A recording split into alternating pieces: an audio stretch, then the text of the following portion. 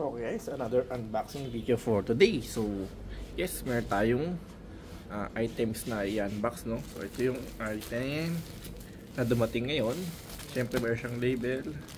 Actually, siyang plastic and then, siyempre, tape lang talaga siya, totally.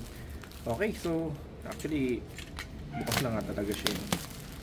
Kaya, di tayo mahihirapan din. So, ito na po siya, no? Laki okay.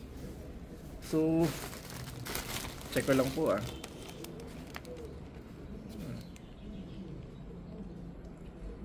Okay, so product quantity 2. Dalawa po siya. Okay, so okay. Ito may tayo sa nito. Tapos ano to? Meron pa set na ganito.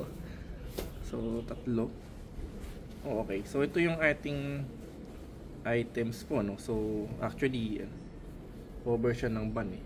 Yung tela niya, ewan lang kung waterproof to, no? Pero, ang galing eh. Tela talaga siya, no? Malambot, no?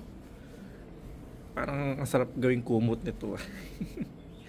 So, ngayon, ito kabitin natin sa ating sasakyan para mas makita natin yung kanyang itsura, no?